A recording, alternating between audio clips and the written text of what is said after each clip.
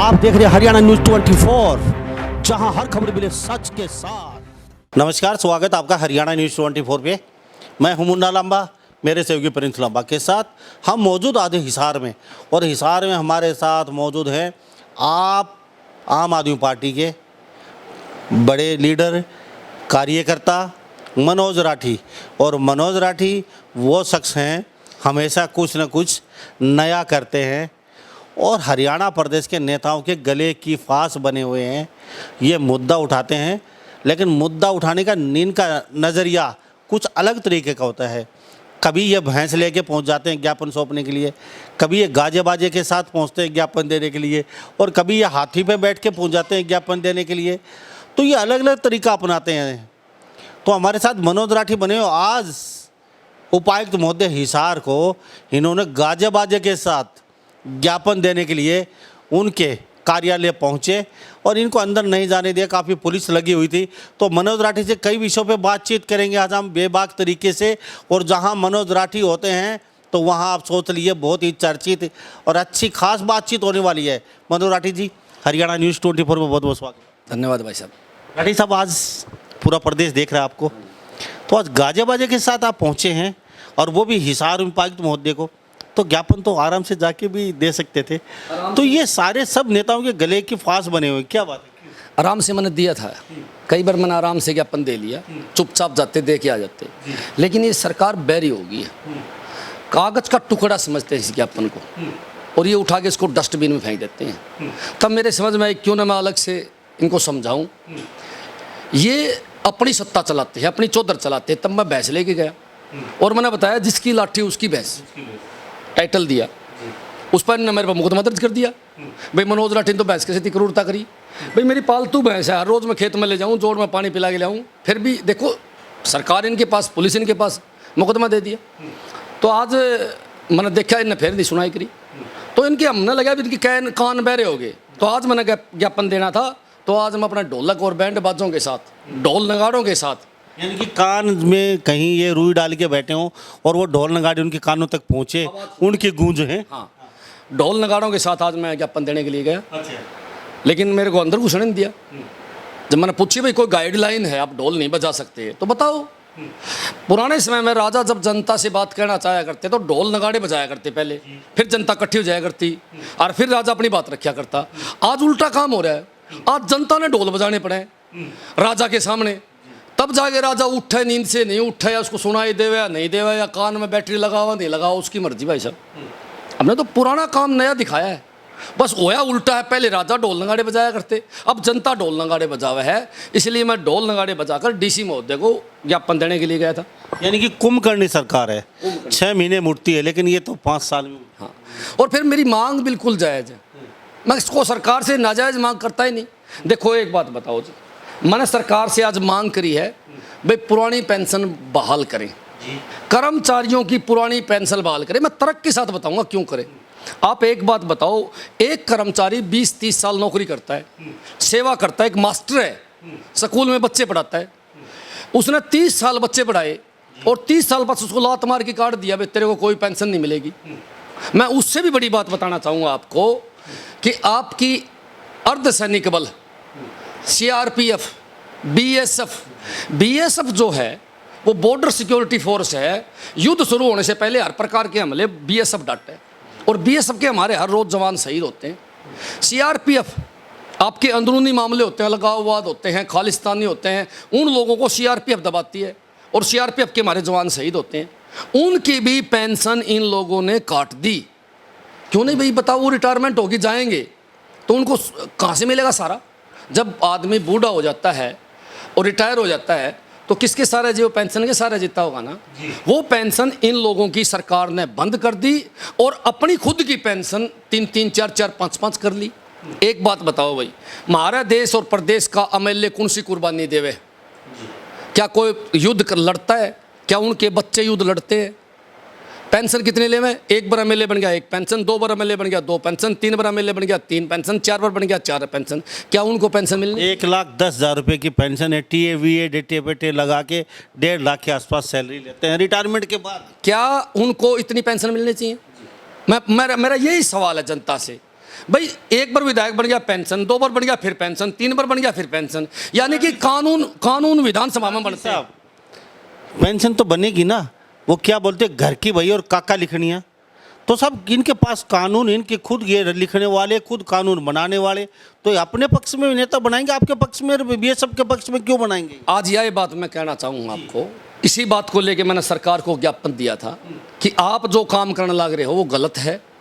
आप विधानसभा में जनता के हित के लिए कानून नहीं बनाओगे तो आम आदमी पार्टी का झाड़ू आ चुका है। पंजाब में हमने फेर दिया है, अब हरियाणा की बारी है। जनता समझ गई है। मैं बार बार, है ना, हमारा काम क्या जनता को जागरूक करना। मैं बार बार एक ही बात बताना चाहूँ कि कर्मचारियों की तुरंत पुरानी पेंशन बहाल करे, नहीं तो जिस दिन आम आदमी पार्टी बनेगी बढ़ते ही पहली कलम से बहाल करेगी। शपथ हमने आज ली है पंजाब में, और हमने पुरानी पेंशन बहाल करने का ऐलान काले कर दिया था। एक तो वो नेता है, एक 2.5 साल से कुर्सी पर जमा हुआ खट्टर साहब, छोटी कुर्सी पर दुष्यंत चौटाला जमा हुआ है। दोनों के दोनों अपना तो माल पूरा मारने लग रहे हैं। 7.5 साल खट्टर साहब को अपना तो माल पूरा मारने लग रहे हैं, पर पुरानी पेंशन का कहीं जिक्र नहीं करते। मैं एक बात इनसे पूछना चाहूँ, क्या दुष्यंत चौटाला ने नेताओं की पेंशन कैंसिल करी है? करी है क्या? पूछो आप उनसे। फिर भी मैं आपको एक बात बताना चाहूँगा कि पुरानी पेंशन बहाली की हमारी प्रमुखता से मांग है, और अगर ये लोग नहीं करेंगे तो हम इसको करेंगे, ये पूरा श्योर है। फिर भी मैं आपको एक बात और बताऊँगा कि भाई टैक्स, जनता टैक्स देती है, नेता लोगों को जो तनख्वाह मिलती है, जो पेंशन मिलती है, वो पैसा कहाँ से आता है? वो पैसा तो जनता का है। जनता के पैसे पर नेता ऐसे करते हैं। मैं आपको बताना चाहूँगा, कोठियाँ, गाड़ियाँ, बिजली के बिल, सब कुछ फ्री लेती है। साहब, आप आम आदमी पार्टी ने आपके झाड़ू लगा देगी हरियाणा में, झाड़ू लगा देगी। आपने कहा आम आदमी पार्टी से आप हिसार हासिल से एमएलए बन जाते हैं तो आप पे भी तो वही बात लागू होती है। आप आज दूसरे की, वो क्या कहते हैं कि दूसरे के पैरों में आग जलती दिखती है, पहाड़ पे जलती हुई नहीं दिखती, वो क्या क्या क्यों एक साकी है। लेकिन आप मुझे वादा कीजिए, श्योर कीजिए, आप कल एमएलए बने माध्यम से, आपके चैनल के माध्यम से कहना चाहूँगा कि अगर हमारे अर्धसैनिक बलों को, हमारे कर्मचारियों को पेंशन नहीं दी जाएगी तो मनोज राठी पेंशन नहीं लेगा। ये मैं पूरी जनता के सामने वायदा करूं हूं। अगर मेरा वायदा झूठा पाओ तो मेरा जूते मारने का काम करेगी जनता। यानी कि आप तनख्वाह नहीं लो, पेंशन जो आएगी आपकी विधायकी से कोटे की, वो आप उसका मतलब बहिष्कार करोगे, नहीं लोगे? 100% मैं बहिष्कार करूंगा। अगर हमारे अर्धसैनिक बलों को और हमारे कर्मचारियों को पेंशन सुविधा लागू नहीं करी सरकार ने, तो ये मैं वायदा करता हूं आपके सामने।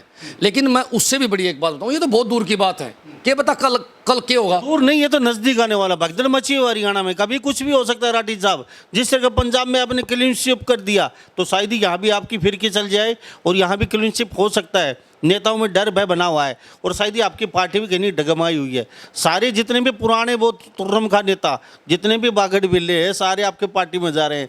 जिस तरीके से बीजेपी का हाल था अभी पीछे चुनाव आपने देखा होगा, टोटली बीजेपी की तरफ भाग रहे थे हर पार्टी का। आपकी पार्टी के बहुत गए छोड़ के आपको, अब वो सारे तो आपकी पार्टी में आ रहे हैं, तो माहौल आपकी पार्टी का भी कहीं खराब होने वाला है। ऐसा नहीं है। मैं आपको फिर एक बात बता देता हूँ, पंजाब में भी काफ़ी नेता आए थे, लेकिन केजरीवाल ने टिकट किसको दी? सफाई कर्मचारी को, एक पत्रकार को, 12 डॉक्टर को, एक मोबाइल मैकेनिक को। टिकट तो उन्हीं को देनी है जो ईमानदार हैं, जो धरातल पे काम करेगा। कोई आओ कोई जाओ। एक बात बताओ, अभी ये आ तो रहे हैं, ये मोटे मोटे पेटों वाले, बड़े सफ़ेद कुर्ते वाले धड़ाधड़ आपकी पार्टी ज्वाइन कर रहे हैं, तो ये कहाँ जाएंगे? इनको टिकट नहीं मिलेगी क्या लगता है? कि पैसे में सक्षम हैं, राजनीति में सक्षम हैं, और क्या बोलते हैं वो साम दाम दंड भेद आर पार की लड़ाई में सक्षम है, तो उनको आप किनारे कर दोगे क्या? वो आ रहे हैं, वो आज से तो आ रहे हैं कि आपकी पार्टी में उनको टिकट मिलेगी। पंजाब में कहाँ गए हो? पंजाब में भी आए थे। पंजाब में कम होंगे? नहीं, खूब आए थे। जब यहाँ भगदड़ मच सके है, वहाँ से मैंने पता चल गया आम आदमी पार्टी आने लग रही, तो वहाँ भी खूब बाजे थे। देखो, मैं आप को एक बात बताना चाहूँ, अरविंद केजरीवाल की नीतियाँ स्पष्ट है। वो कहता है कि जब मैं टिकट दूंगा तो जनता से पूछ के दूंगा। सीएम बनाया जनता से पूछ के बनाया आपके सामने। जब वो टिकट बांटते हैं तो पहले जनता से पूछते हैं, भाई ये 4 कैंडिडेट हैं, बताओ कौन सा ईमानदार अनमत है। ईमानदार आदमी और काम करने वाला आदमी को वो पहले टिकट देता है। भाई साहब, ये सच्चाई है। फिर भी कोई आओगा, देखो मैं तो एक बात कहना चाहूँगा, आम आदमी पार्टी के अंदर जो भी नेता आएंगे स्वागत है उनका। और उससे बड़ी बात क्या है, देखो वहाँ तो भूपेंद्र सिंह हुड्डा भी गए थे, लेकिन केजरीवाल एक बात कहता है, शर्तों के आधार पर किसी को नहीं आने देंगे। वो बिना शर्त सेवा करो, यहाँ आके सेवा करेगा फिर मेवा मिलेगी। एक बात बताऊँ मैं आपने, घने बड़े बड़े चोर हैं किसी पार्टी में, खूब उन्होंने चोरी करी है, और वो यहाँ आके 5 साल में सुधर गए और उन्होंने 1 रुपया की चोरी नहीं करी, ईमानदारी से काम कराया है, और पिछले सारे कर्म कांड उन्होंने छोड़ दिए। और भाई साहब फिर एक बात बताओ, उसको दिक्कत क्या है? दूसरी बड़ी बात, आपको मैं एक बात और बताना चाहूँ, अरविंद केजरीवाल का एक नियम है, जो यहाँ में ले बन भी जाता है कहीं गुलाटी मार के और वो गलत काम करता है, उसे तुरंत पार्टी से बाहर करने का काम भी अरविंद केजरीवाल ही करता है। इससे भी बड़ी बात मैं आपको एक बात बताऊंगा, अब पंजाब के अंदर 92 सीटें दी है जनता ने, और हमने उनको सुविधा देनी शुरू कर दी है। 300 यूनिट बिजली फ्री कर दी है, 12 घंटे खेतों की बिजली आएगी, खेतों का कनेक्शन 24 घंटे के अंदर मिलेगा, सारा कर्जा माफ़ कर दिया, पुराने बिल माफ़ कर दिए। एक बात बताओ, इस प्रकार की हमने 12 घोषणा तो सरकार बनने से पहले कर दी। 2500 बुढ़ापा पेंशन कर दी, बुढ़ापा पेंशन किसी की नहीं काटी जाएगी, चाहे वो अरबपति हो चाहे करोड़पति हो, जिसका जिक्र है वो बुढ़ापा पेंशन ले सकता है। ये केजरीवाल ने साफ कर दिया है। तो हरियाणा के लिए क्या?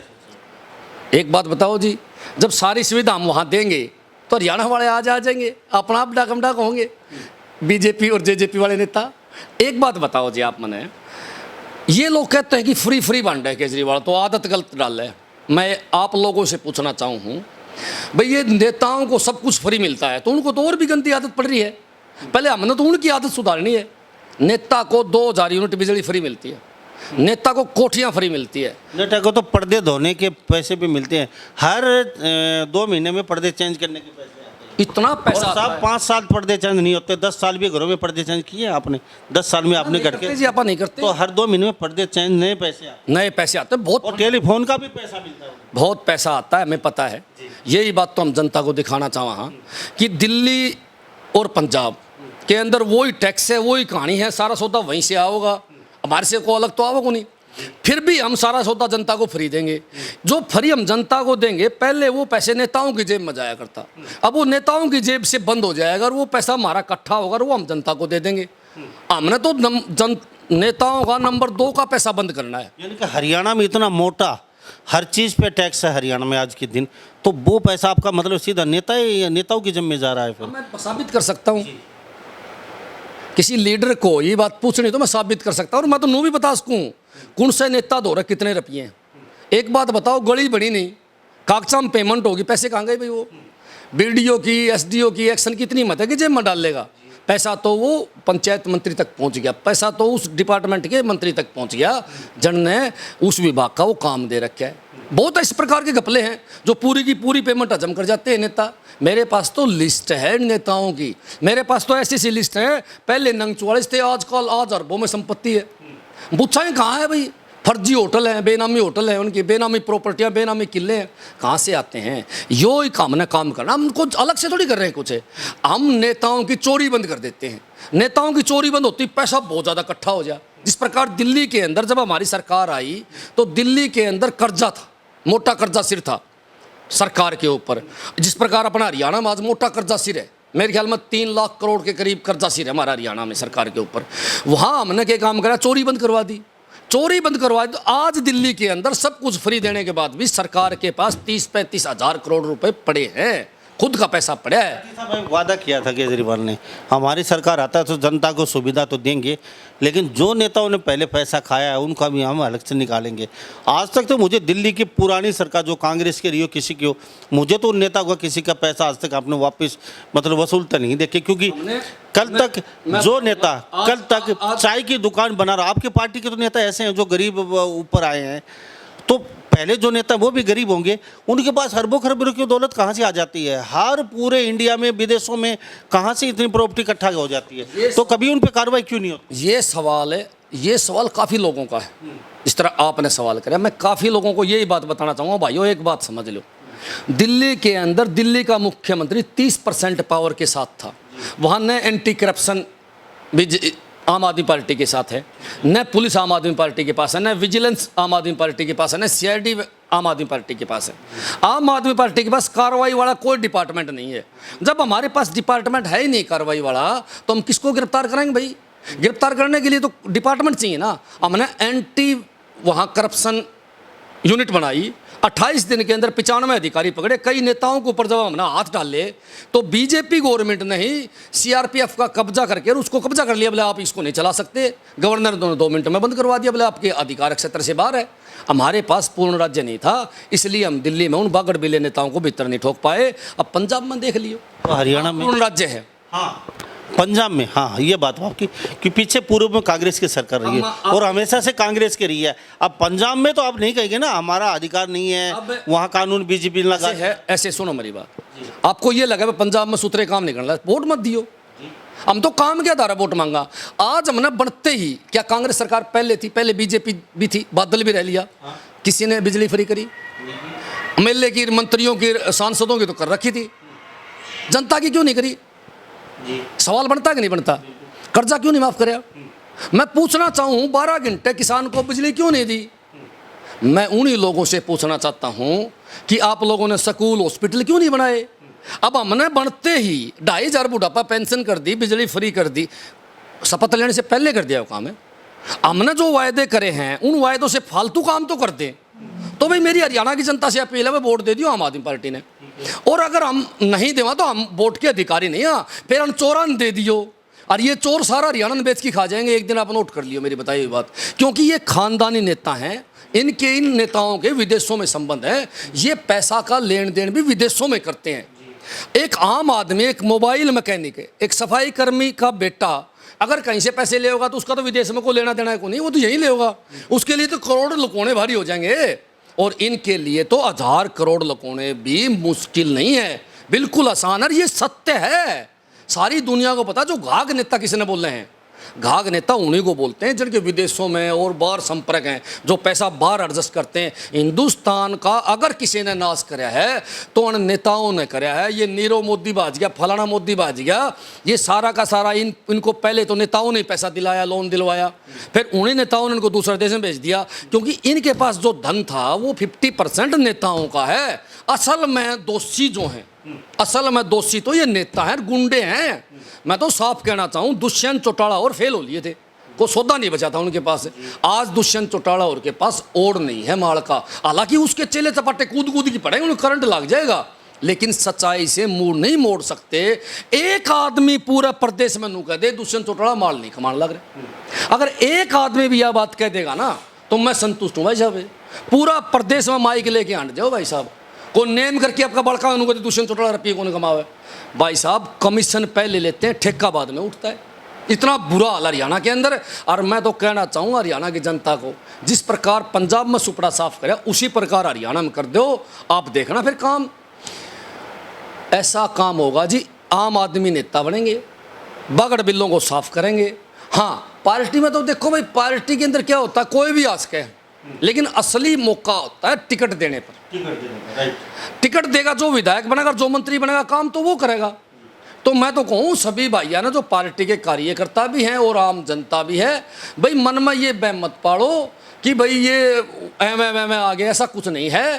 कोई भी आदमी आओ उसका हम स्वागत करते हैं, लेकिन टिकट खातर हम नेताओं से अपील यह करेंगे कि जिस प्रकार आपने पंजाब में आम लोगों को टिकट दी है, उसी प्रकार में हरियाणा को भी आम लोगों को टिकट देके 90 के 90 जीतने का काम करेंगे भाई साहब। राठी साहब, चलो नेता शायद ही लाइफ टाइम जिएंगे और कभी मरने वाले नहीं हैं। जिस तरीके से पैसा आप कह रहे हैं इकट्ठा कर रहे हैं, वो अरबों खरबों रुपए इकट्ठे कर लिए, तो शायद वो मरना एक दिन सबको है। उम्र यही 17 से 90 साल, तो साथ तो वो भी लेके जाने वाले नहीं है, तो कागज़ी के टुकड़े पैसे इकट्ठे करने से फायदा क्या है? इससे अच्छा तो हम अपने हाथ से जितनी सेवा कर सके नेता को करनी चाहिए। और भगवान बार बार सीट कुर्सी नहीं देता है, और कुर्सी का सदुपयोग जरूर करना चाहिए। राठी साहब, आपके साथ तो कहीं ना कहीं सदुपयोग हो नहीं रहा है। पिछले मैं काफ़ी वर्षों से आपके साथ हूँ और अक्सर आपके साथ आता हूँ, बैठता हूँ। कभी तो आपको लठ मारे जाते हैं, कभी आपको शूट आउट का ऑर्डर कर दिया जाता है, कभी एसएचओ कहता है तेरे को आज बोले गोली मारूंगा, और बुरसट निकाल के आपको लात और घुस्सर पब्लिक के सामने ठुकाई करते हैं। तो ये कब तक कैसे क्या चलेगा? आज आप फिर आप कहीं ना कहीं आपको एक दिल में टीस होगी, क्योंकि आपको अंदर ही नहीं घुसने दिया। आप गाजा बाजा लेके एक आप शपथ पत्र देने पहुंचे थे, भाई हम ये एक शिकायत पत्र है छोटा सा ये सौंपेंगे, तो आज अब ये भी नहीं सुनी गई आपकी। इसके साथ साथ अपनी पुलिस की भी मांग करके इसने शायद ही पंजाब के समान वेतन होना चाहिए हरियाणा पुलिस के जवानों का। देखो, ये सरकार का काम है। इस सरकार ने ठीक है कई बार पिटा हूँ मैं, मेरे से निजी दुश्मनी काटने की कोशिश भी करी, लीडरों ने मैं पिटवाया भी हूँ, ये सच्चाई है। और मेरे पे बड़े नेताओं के इशारे से 307 के मुकदमे भी दर्ज करें, मेरे पे वो मुकदमे दर्ज करें जहाँ मैं प्रोटेस्ट में था ही नहीं, लेकिन मेरा नाम वहाँ सबसे पहले लिख दिया गया। मेरे पे आगजनी के मुकदमे दर्ज करें, देशद्रोह तक के पर्चे लगाए सरकार ने, 22 मुकदमे इस सरकार ने मेरे पे दर्ज करे हैं, 5-7 पर तो जमानत ले रखी है। कोई बात हो गया छोटा सा मुकदमा दर्ज है। अब पीछे मैं भैंस लेके आया था, मेरी भैंस है, मेरे घर की भैंस है, और मैंने तो भैंस का टाइटल बनाया था जिसकी लाठी उसकी भैंस। 1 मिनट में मेरे पर पर्चा दर्ज करवा दिया सरकार ने कि भैंस के साथ क्रूरता। भाई ये तो क्रूरता हम रोज करा, हाँ मार तो सारे गाँव वाले करें, भैंस ने पानी पिया के लिया डंडी मार दिया, और वहाँ तो ऐसा कुछ होया भी को नहीं। लेकिन फिर भी उन लोगों ने मेरे पर पर्चा दर्ज कर दिया। क्यों? क्योंकि भाई मनोज राठी को डराना है, हर रोज़ धमकियाँ देने का काम करते हैं, पुलिस से पिटवाने का काम करते हैं। लेकिन मैं नेताओं को कहना चाहता हूँ, मैं एक आम आदमी हूँ और मेरा काम है आम आदमी की आवाज़ को बुलंद करना। मैं बार बार एक बात बताऊँ, हम कोई यहाँ एमएलए और मंत्री बनने के लिए नहीं आ रहे, हम यहाँ सबसे पहले हमारा काम है जनता को जागरूक करना। आज ये किसान कर्मचारियों की मांग है, उठाना मेरा काम है जी। कर्मचारियों की पुरानी पेंशन बहाल है, अगर ये नहीं करेंगे तो हम लोग आम आदमी पार्टी की सरकार बनती है हम करवाएंगे, हम चाहे बनो ना बनो। अगर यहाँ हमारी सरकार बनी तो मुख्यमंत्री जी से पहली बात मेरी यही होगी जी, करो जिसको तो। चलो ये तो 12 महीने बाद आने वाला सारा सिस्टम, ये अब देख लेंगे भाटी साहब आप कितने अपने वादों पे खरा उतरते हैं। साथ साथ एक बात और मैं याद दिला देता हूँ, अभी सदन चला हुआ, वहाँ पे रामकुमार गौतम विधायक हैं नारनौत विधानसभा आपके बिल्कुल नज़दीक से, उन्होंने एक डायलॉग मारने में बहुत सक्षम है वो, और उसके डायलॉग बहुत फेमस हैं पूरे इंडिया में। खोपर है, मेरा बटा, पता नहीं चीज़ से।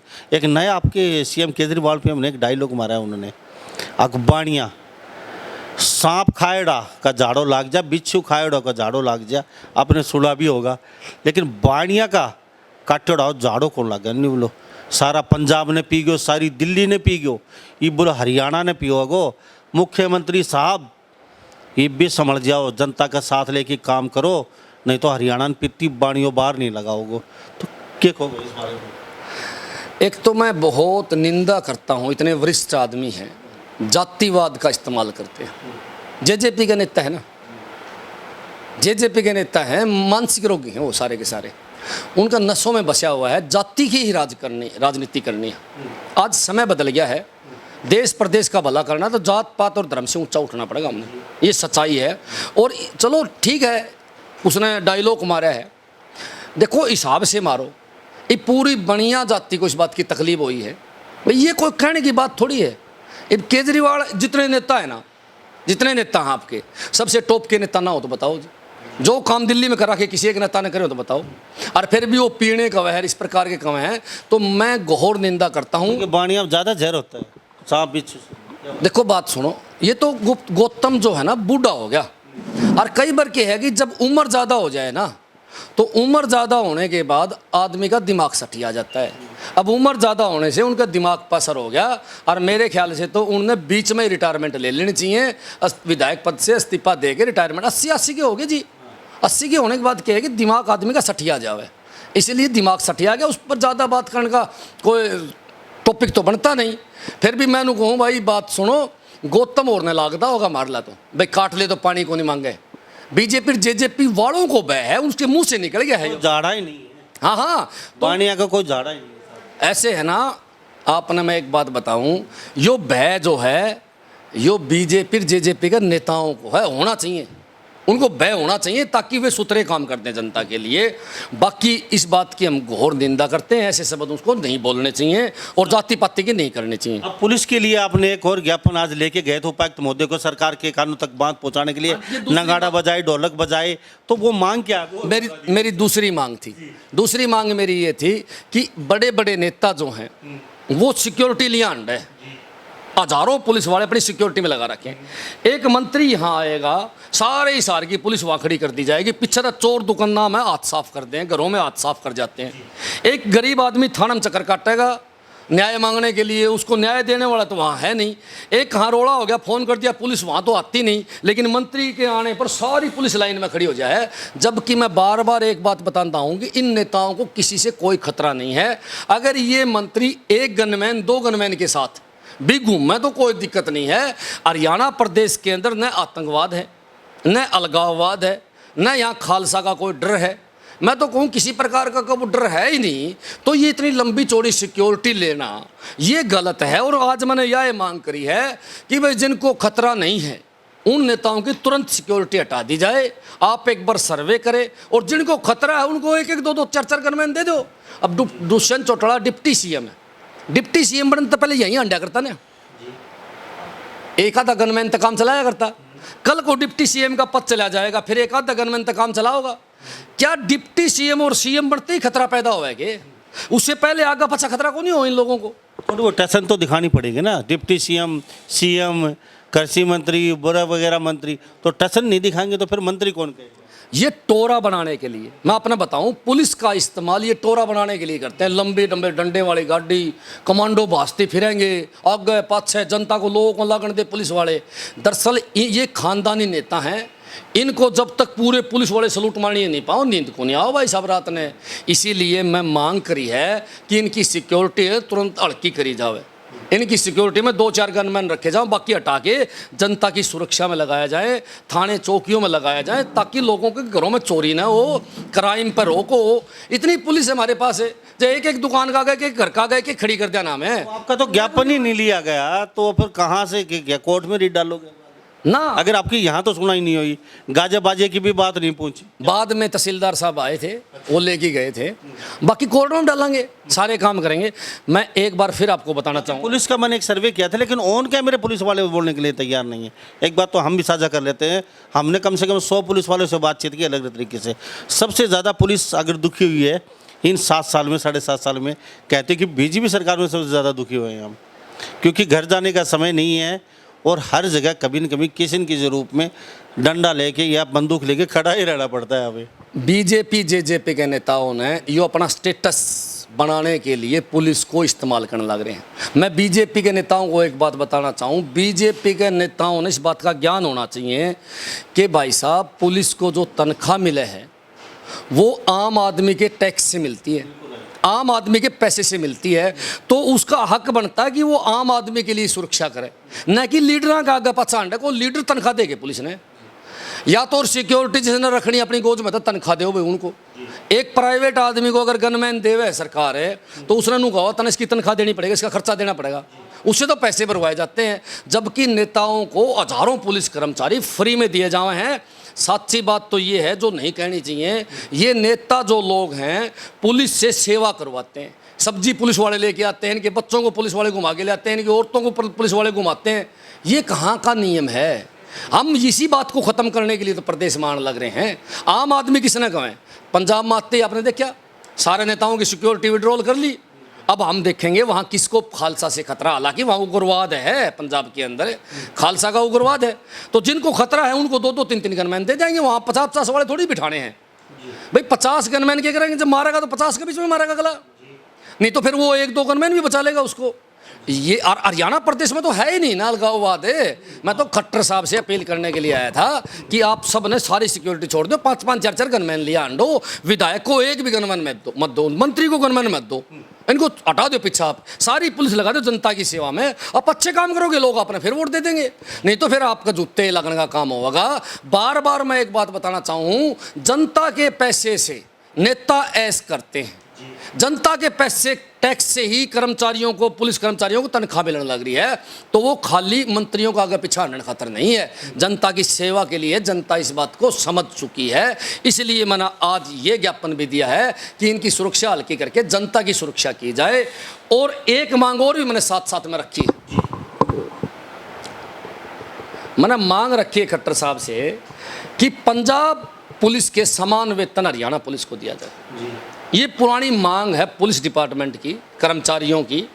भाई पंजाब पुलिस को अच्छी सैलरी मिले, हरियाणा को बराबर दी जाए। अगर इनको पंजाब के बराबर सैलरी दी जाएगी तो मैं लिख के दे सकता हूँ 50% भ्रष्टाचार ऑटोमेटिक हट जाए। ईमानदार अधिकारी। लेकिन राठी साहब, ये जो पंजाब पुलिस के समान वेतन की जो मांग की है, ये मांग आज की नहीं चल रही है। ये मांग कम से कम आज से 30-35 साल से लगातार पुलिस मांग कर रही है, लेकिन आज तक पूरी नहीं हो पाई, क्योंकि हमारे देश के, प्रदेश के नेताओं की इतनी फुर्सत नहीं है, क्योंकि उनको अपनी पड़ी है। अपनी सैलरी बढ़ाने से उनको फुर्सत नहीं है, अपने TADF भत्ते बढ़ाने से उनको फुर्सत नहीं है। तो सब क्या लगता है ये पुलिस के सुनेंगे क्या? पुलिस के क्यों वो वेतन बढ़ाएंगे? उनको क्या जरूरत है पुलिस का वेतन? अगर ये लोग वेतन नहीं बढ़ाएंगे पुलिस के, नहीं, आप अपनी बात कीजिए। आपकी सरकार आती है तो मुझे ये बताइए आप बढ़ा पाएंगे नहीं पाएंगे? 35 साल से किसने नहीं सुनी ये बात? अगर ये सरकार नहीं सुनेगी तो मैं आपके चैनल के माध्यम से वायदा करूं, वीडियो सेव करके धर लियो, जिस दिन आम आदमी पार्टी की सरकार बनी, MLA कोई बनो, मंत्री कोई बनो, मैं आपसे वायदा करता हूं हम पहली कलम से हरियाणा पुलिस की सैलरी पंजाब पुलिस के बराबर करने का काम करेंगे।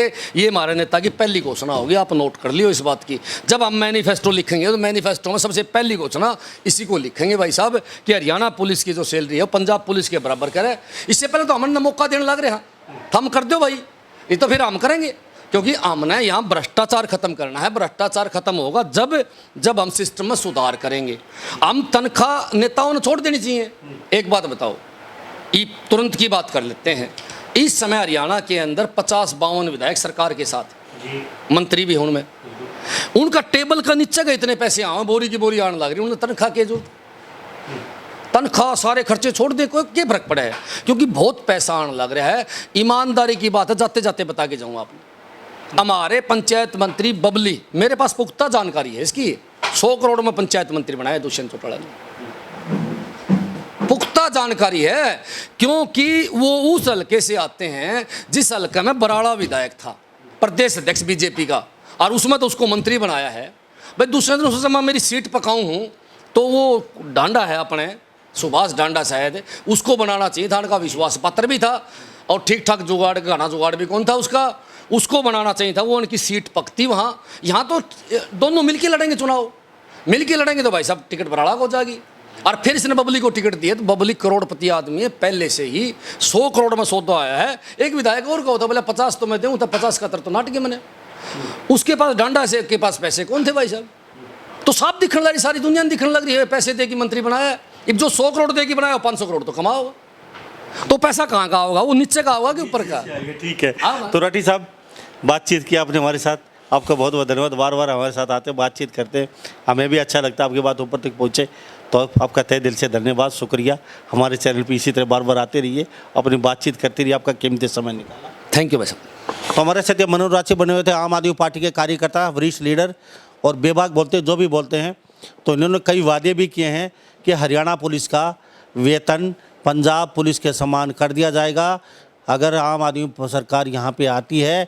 इसके साथ साथ इन्होंने ये भी वादा किया है कि जो हरियाणा प्रदेश के नेता या भारत के नेता TAD अपने बढ़ाते हैं और आप सैलरी 2-2, 3-3 तनख्वाह ले रहे हैं, वो रिटायरमेंट के बाद, तो उसको भी कहीं ना कहीं बंद करने का काम करेंगे। ये करे चाहे मत करे, नहीं कहते हैं कि मैं सैलरी नहीं लूँगा, और BSF जो हमारे सरकारी कर्मचारी हैं हरियाणा गवर्नमेंट के, उनकी पेंशन दोबारा से बहाल की जाएगी आम आदमी पार्टी आने के बाद, और हम सैलरी नहीं लेंगे विधायक कोटे की, ये भी इन्होंने वादा किया है। तो देखते हैं अपने वादाओं पे आम आदमी पार्टी और मनोज राठी कितना खरा उतरते हैं, ये तो भविष्य के गर्भ में है। परंतु चलते चलते ये ज़रूर कहेंगे कि हमारे प्रदेश के नेताओं को सोचना चाहिए, जनता जनार्दन के साथ मिलकर काम करना चाहिए, हर सुख दुख में साथ रहना चाहिए, क्योंकि अभी चुनाव का ज़्यादा समय भी नहीं बचा है। अभी चुनाव की सरगर्मियाँ तेज़ हो चुकी हैं हरियाणा प्रदेश में। अगर इस तरीके से माहौल होता रहा तो आने वाले समय BJP और JJP के लिए बहुत ही कष्टदायी रहेगा। तो सभी इन बातों के साथ मैं मुन्ना लंबा, मेरे सहयोगी प्रिंस लंबा के साथ हरियाणा न्यूज़ 24। नमस्कार, जय हिंद। आप देख रहे हैं हरियाणा न्यूज़ 24, जहां हर खबर मिले सच के साथ।